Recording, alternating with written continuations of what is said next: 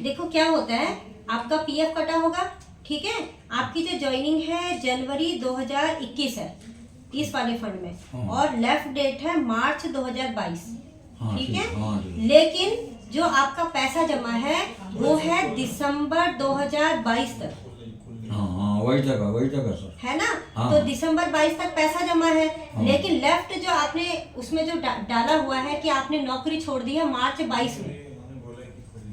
Clear हो गया? अच्छा। तो इस वजह से जब पीएफ ऑफिस में आप अपना, जब हमने आपका फॉर्म भरा है तो वो रिजेक्ट हो रहा है। तो सबसे पहले ठेकेदार से बात करके आपको अपनी जो एग्जिट डेट है वो ठीक करानी पड़ेगी, नहीं तो पैसा अटका रहेगा आपका।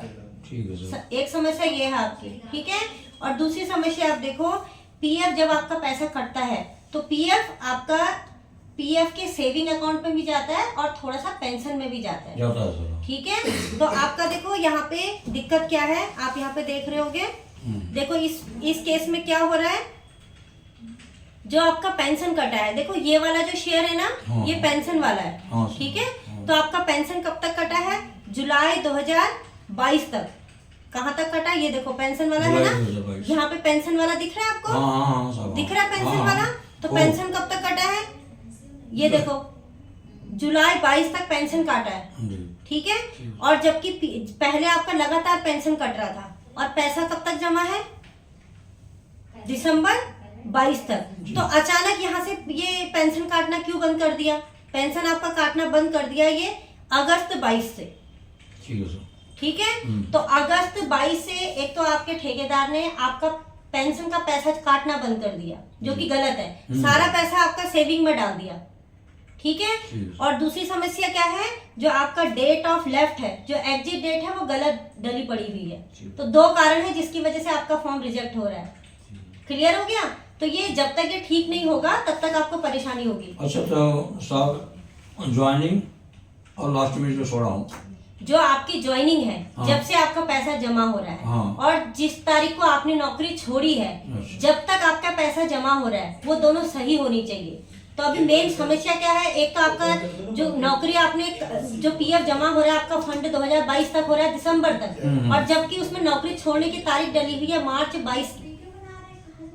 तो डिपार्टमेंट की गलती नहीं है, नहीं गलत है, ठीक है। आप जैसे बोलेंगे पीएफ ऑफिस बार बार परेशान कर रहा है, डिपार्टमेंट परेशान नहीं कर रहा है। ये प्रॉब्लम है। और दूसरा प्रॉब्लम क्या है, ये बहुत बड़ी प्रॉब्लम है, ये आपका ठेकेदार केवल ठीक करेगा। जो आपकी पेंशन है अचानक से काटना यहाँ बंद कर दिया, ठीक है।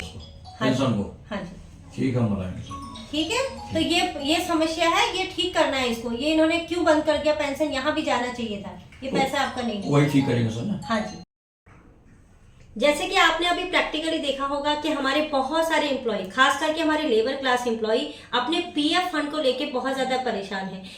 पहली बात यह है कि उन्हें पीएफ के बारे में अवेयर नहीं है। तो आप सभी को एचआर की ये रिस्पॉन्सिबिलिटी है, अपनी लेबर क्लास एम्प्लॉय को खास करके आप उन्हें अवेयर करें, उन्हें बताएं कि पीएफ उनकी सेविंग स्कीम है, पेंशन स्कीम है। हमने ठेकेदार लेबर को अक्सर देखा है कि एक कंपनी को छोड़ने के बाद, एक कॉन्ट्रैक्टर को छोड़ने के बाद वो अपना पूरा फंड विड्रॉल कर लेते हैं, और 2-3 महीने रेस्ट रहने के बाद फिर दोबारा से नए ठेकेदार को ज्वाइन करते हैं। और ठेकेदार जब उनका पीएफ जमा कर रहे हैं तो ठेकेदार की ये रिस्पॉन्सिबिलिटी है, सही कंसल्टेंट को हायर करें, सही एचआर से अपना काम करवाएं। और एचआर की रिस्पॉन्सिबिलिटी है कि आप ईसीआर अगर आप किसी की बना रहे हैं तो उसमें ध्यान रखें, 58 जब एम्प्लॉय की एज हो जाएगी उसके बाद आपको उनका पेंशन का कंट्रीब्यूशन जमा नहीं करना है। अगर आप पीएफ काट रहे हैं तो पीएफ काट सकते हैं, लेकिन आपको पेंशन में कंट्रीब्यूशन नहीं डालना है। और यहाँ पे जो भी हमने प्रॉब्लम देखी है, इसमें यह समस्या है कि एम्प्लॉयज का जो डेट ऑफ ज्वाइनिंग है,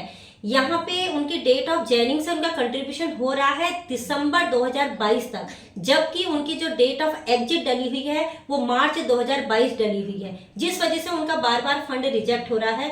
और बहुत ज़्यादा अवेयर नहीं होने की वजह से एम्प्लॉय बार बार पीएफ ऑफिस के चक्कर लगा रहा है, बार बार साइबर कैफे से अपना फॉर्म भरवा रहा है, तो बार बार उसे ये समस्या हो रही है। तो आप एम्प्लॉयज़ का डेट ऑफ एग्जिट सही मार्क करें और डेट ऑफ एग्जिट उनका ठीक करवाएं। और दूसरी जो इसमें हम इस केस में हमने समस्या देखी है, जो एचआर ने जो ईसीआर उनकी फाइल की है वो बिल्कुल ही गलत की है।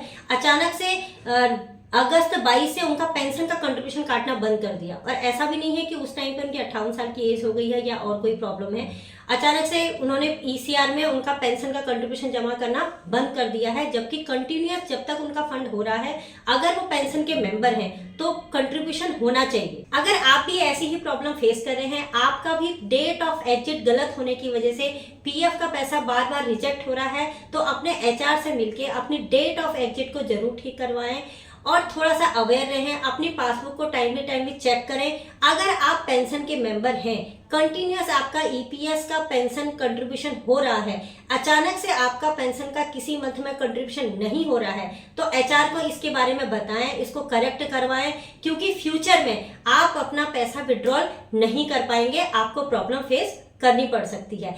इसी तरीके की इंफॉर्मेशन के लिए आप हमारे चैनल नमन कंसल्टेंट को सब्सक्राइब करें, ज़्यादा से ज़्यादा लोगों को शेयर करें और लाइक करें। Thank you.